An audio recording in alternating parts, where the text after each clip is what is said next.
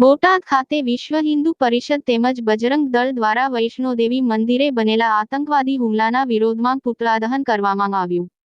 વૈષ્ણોદેવી મંદિર ખાતે દર્શનાર્થે જતા ભારત દેશના હિન્દુ નાગરિકો ઉપર આતંકવાદીઓ દ્વારા જીવલેણ હુમલો કરવામાં આવેલ છે અને આ હુમલામાં ઘણા બધા હિન્દુ પરિવારના લોકોના મૃત્યુ થયા છે અને ઘણા લોકો ગંભીર રીતે ઘાયલ થયા છે। ત્યારે આ ઘટનાને વિશ્વ હિન્દુ પરિષદ દ્વારા સખત શબ્દોમાં વખોડી કાઢવામાં આવેલ છે। ત્યારે બોટાદ ખાતે આજે વિશ્વ હિન્દુ પરિષદ તેમજ બજરંગ દળ દ્વારા પંડિત દીનદયાળ ચોકમાં આતંકવાદીના પુતળા દહન કરવામાં આવ્યું હતું અને બોટાદ જિલ્લા કલેક્ટરને આવેદનપત્ર આપી માંગ કરવામાં આવી છે કે આ આતંકવાદીઓ દ્વારા જે હુમલો કરવામાં આવેલ છે તેઓની સામે કાયદેસર પગલાં લઈ અને યોગ્ય કાર્યવાહી કરવા સરકારશ્રીને વિનંતી કરવામાં આવેલ છે।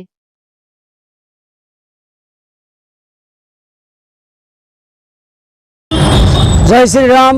मारू नाम मोंटूभाई माली से। विश्व हिंदू परिषद प्रखंड अध्यक्ष तरीके मारी जवाबदारी है। मोंटूभाई पाकिस्तान मुर्दाबाद साथे पुतला दहन शुं कारण शुं कहेशो?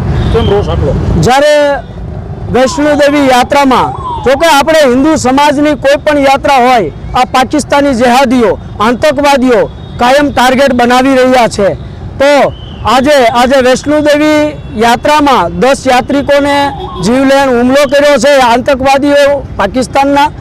એટલે આખા ભારતભરમાં બજરંગ દળ, વિશ્વ હિન્દુ પરિષદ અને અન્ય સમાજ 18 વર્ણ ભેગો થઈ અને આનો વિરોધ દર્શાવે છે અને સરકારશ્રીને એક નમ્ર વિનંતી છે કે આવું ક્યાં સુધી સહન કરશું?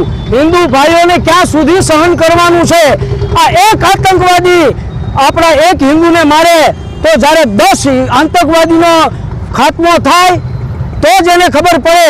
એટલે ખાસ કરીને સરકારશ્રીને કહેવામાં આવે છે કે આની સાથે એવા કડક કાયદા કરો અને એવું એક્શન લો કે એકની બદલે 10નો અને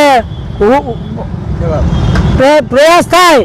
એવા અમારા વિશ્વ હિન્દુ પરિષદ, બજરંગ દળ અને 18 હિન્દુ સમાજનો 18 વર્ણનો આ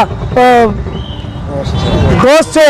એટલે ખાસ કરી નમ્ર વિનંતી છે સરકારશ્રીને કે આની માટે કડકથી કડક કાયદા લે અને તાત્કાલિક કોર્ટ બોલાવે। જય શ્રી રામ। જ્યારે એવી ઘટનાઓ ઘટે છે ત્યારે ચોક્કસથી આતંકવાદી સામે હિન્દુ સંગઠનો આવે છે અને રોષ વ્યક્ત કરે છે, વિરોધ પ્રદર્શન પણ કરે છે, પણ આ ઘટના બંધ નથી થતી। બંધ થાય તેના માટે ખરેખર શું થવું જોઈએ, શું કરવું જોઈએ? ખરેખર તો સરકારને પણ થોડુંક જાગૃત થવાની જરૂર છે, કારણ કે જ્યારે અત્યારની સરકાર નરેન્દ્રભાઈ મોદી આ ત્રીજી વખતે જ્યારે શપથ લે છે એ જ સમયે આ આતંકવાદીએ હુમલો કર્યો છે, પાકિસ્તાનીઓએ હુમલો કર્યો છે।